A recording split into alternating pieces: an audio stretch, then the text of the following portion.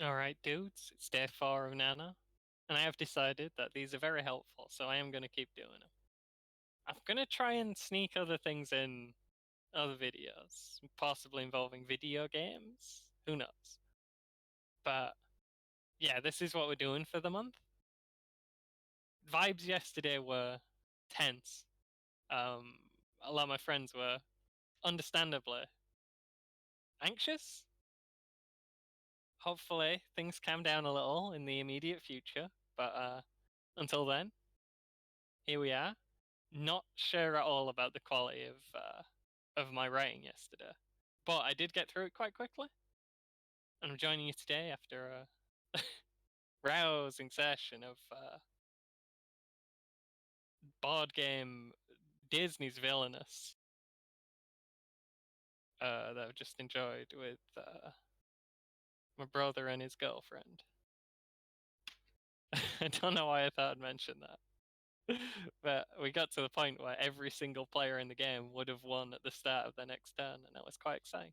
Anyway, we're just going to get straight into the reading today.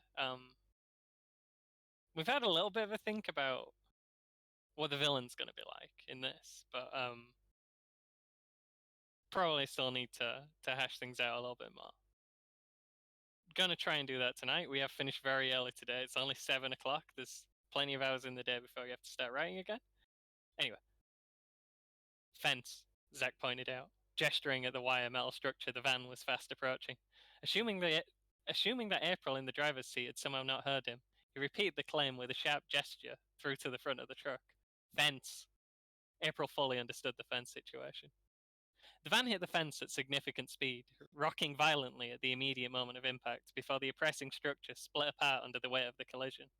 The wire mesh popped away cleanly from its frame, attacking the windows and sides of the vehicle with twisted, grasping tendrils as it went down underneath the wheels. Zach nearly dropped his pizza. Quite like that, and I won't show it because it's quite long. They came to a stop a little way after, right beside the structure. April turned to Zach expectantly. There's a lot of these little bits where I couldn't figure out how to. I like to try and make sure every paragraph has something worth reading in it. I mean, I guess the stage direction is necessary and is worth reading in the sense that you won't know what's happening otherwise. But I'm never too happy when I have to just do a little bit like this that basically only says what's going on. Zach seemed extremely surprised by this, and extremely rattled by the journey he'd taken to get there. He matched April's gaze for a little while, then offered her a slice of pizza.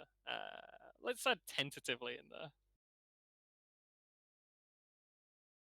Bolt cutters, she specified. Oh, yeah. He returned the slice to its box, licked the grease off his fingers, then reached over for the tool, which had fallen to the ground and made its way over the other end of the van during the collision. He hefted it through to April with visible difficulty. According to the receptionist, the door was meant to be welded shut at some point, but she wasn't sure if anyone ever got around to it. The presence of a visible padlock and chain was a hopeful omen. April closed the jaws of the cutting tool around the chain and squeezed, but it remained irritatingly intact. Zach turned out to not have the muscle for it either. It took the pair of them performing some weird tandem bolt cutter moves for the chain to finally yield. This bit's probably not going to make it into the finished work. Once it had done, they flailed around in the chain for a little while before finally removing the padlock. April planted a hand on the door. It failed to open, but moved a fraction under her pressure before the lock caught it. It's not been welded. Is it open? No. Get the hammer. The second line of defense took only a handful of good swings to penetrate. They were in. Rob answered the call to Gary's office promptly, hoping to get out of the way in time for a light afternoon sulk and some more useless phone calls. When I'm using like lots of these its and ofs and ands and these and ins, mostly those are like, I'm gonna clean this up later, but if I can use two small words instead of one, we'll do that for the sake of the word count. It's probably a bad habit, and I probably should stop doing it. Anyway, when he got there, though, the door wasn't open. He peeked inside through one of the walls. He was 80% sure Gary. When he got there, though, the door wasn't open. Gary's office door is always open, so I thought that. I'd forgotten myself when I came to read it, but maybe if you're reading this in one contiguous sitting that'd be more obvious. He peeked inside through one of the walls. He was 80% sure that Gary was absent. There just weren't that many places to hide. Nonetheless, he knocked on the door just in case Gary was crouched under his desk or cunningly folded up in one of his storage units. There was no reply. He wasn't sure whether to wait there or if doing so would just cause his computer to accrue tiny fines for him. Luckily, his friend Dan was passing. "Alright, Dan, have you seen Gary?" Dan shot him the coldest glare he'd ever received in his life and stormed away, taking a detour around some of the other cubicles to avoid getting any closer to Rob along his path. His beady eyeballs were just visible, peeking over the top of the cardboard walls that separate the workers, and he never stopped glaring. I want. This would just filler, but once I'd kind of got into it, I liked the scene. It just never stops glaring, never even blinks, doesn't even look where he's going, just orbits around the entire outside of the room to get away from Rob. Rob was now 80% sure Dan hated him. The portent struck him that, as a very reputable post-it note from an unknown sender had warned, all of his decisions this day would be wrong. His gut instinct was to sit down in his desk. Sit down in his desk. That's an interesting one. And stare at the clock until closing time. So should he disregard that feeling? In doing so, was he making a different, equally dangerous decision to avoid making his previous decision? What did the post-it know about it anyway? He was still deliberating when he noticed Gary walking back in from the stairwell on the other side of his office. Gary, lost in thought, didn't notice Rob until he was much closer. Though Rob didn't move an inch, Gary was still taken aback by his presence. "Oh, you." Rob nodded. He was indeed him. "You said you wanted to see me?" "Of course. Listen, something came up. This is a bad time." He normally made an attempt to sound fatherly and fair, even when singling out Rob specifically on account of the fact he didn't like his face, or the fact he was always, or the fact he always tried to be nice all the time. Right now, he was in too much of a hurry to think of any of that. He stepped awkwardly around Rob and fumbled with his office door.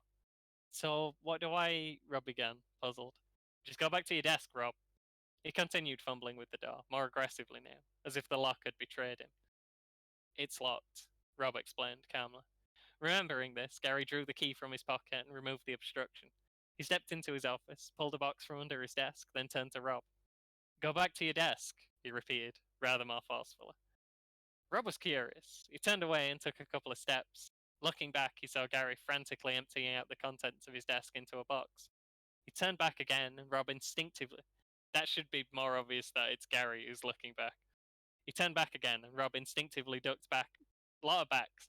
Back around the nearest bank of cubicles to hide. "What's going on?" Dan asked.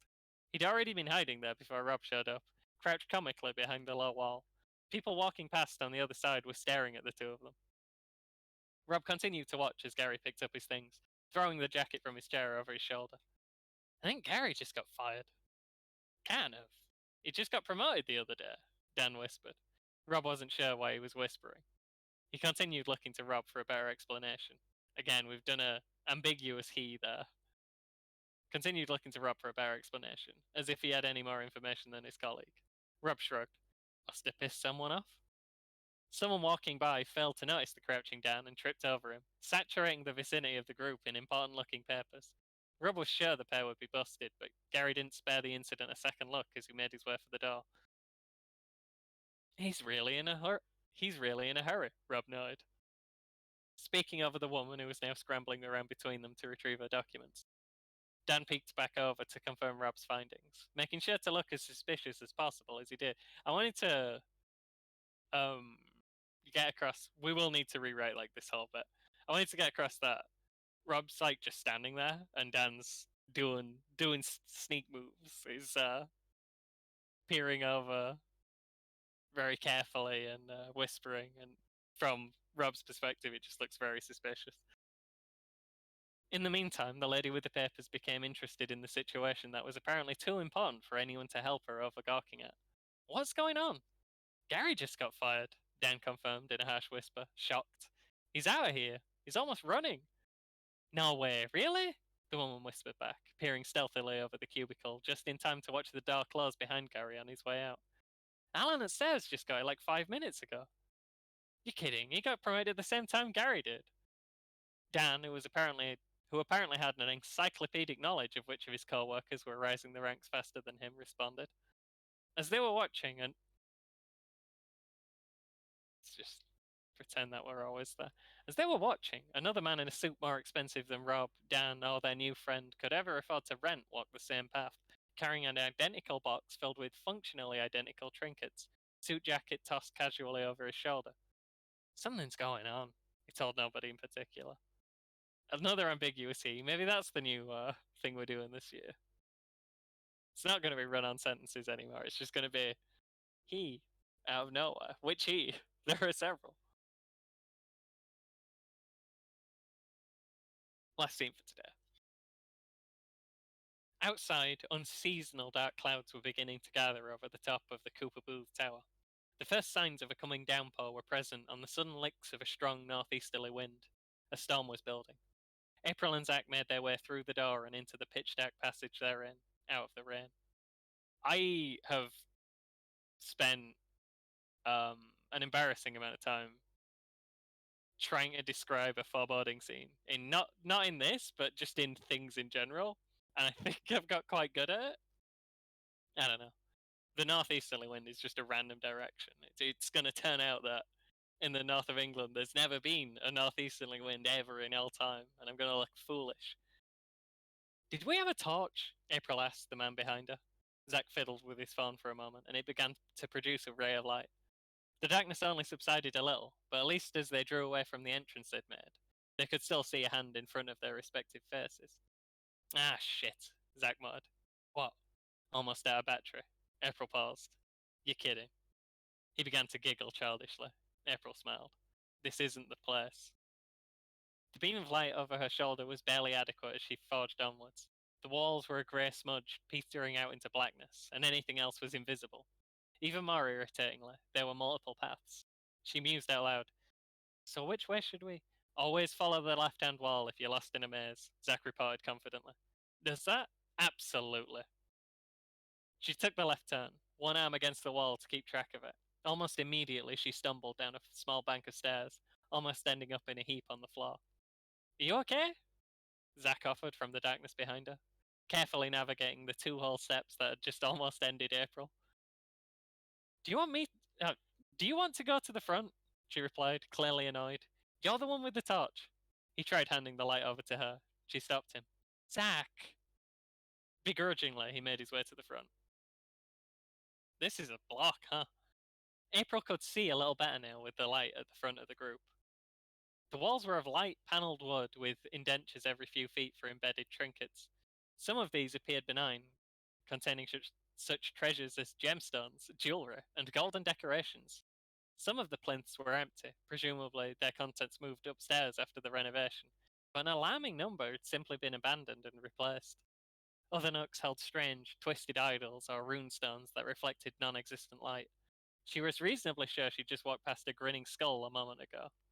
Presumably the walls had been lined with paintings once, but most of these seemed to have been reappropriated. What remained were nightmarish landscapes and twisted forms, further exacerbated by the clawing dark. The amount of wealth that had simply been abandoned to this lost place was staggering. Was all of this really just unnecessary? Had nobody bothered to move it? Something creaked in the hallway ahead, and in an eye blink, Zach was already behind her. And that's what we call it for today. I feel like I've got to cut this chapter somewhere earlier. I'm feeling that, where were I looking? Yeah, I feel like I should probably cut it about here, which is right after Rob does his phone calls. I'd put he was going to hear about that from Gary. This sentence, the one I'm failing to read right now. Put that on its own line and then end the chapter. It's not a very powerful line to end on, though, to be honest. It's kind of nowhere. It's pretty clear at this point that the stuff April and Zach are doing is a lot more interesting than the stuff Rob's doing. This is partly by design. Now stuff's starting to ramp up a bit. A bittle. I just said a bittle. Nice. Obviously I can't talk today, so I'm just gonna mention one more thing. Big nano tip for anyone watching this. Name your chapters. people like argue about whether or not named chapters destroy the enjoyment of books. Maybe it does for some people. Sounds a bit weird to me. But the thing is, you can write chapter and then the number of chapter is, and it's 3 words. And then any other words you write after that for the name are also 3 words. We're gonna change it from piece. That's just what that's what the first chapter called in the first ever Nano I did. We'll change that to something. We'll make that decision later. And it might add some words. It probably will, because it's only 1 word right now. It's like it gives you like between 3 and 5 words, but it feels really good to just have that. It's right at the start of your session as well. Generally, you just get like a boost of like 5 words that just appear out of nowhere. You don't have to do any work. It just feels really good. Name your chapters. If you don't like having named chapters, you can just yeet them when you're done. That's just allowed. Anyway, as usual, thanks for being here. Signing out for today. I'm gonna futz around with my chapters a bit, and we'll probably be midway through chapter 2 next time. So that's exciting. I'm gonna get some free words from writing down chapter 2 and then a name for a chapter. Until then, I'll see you.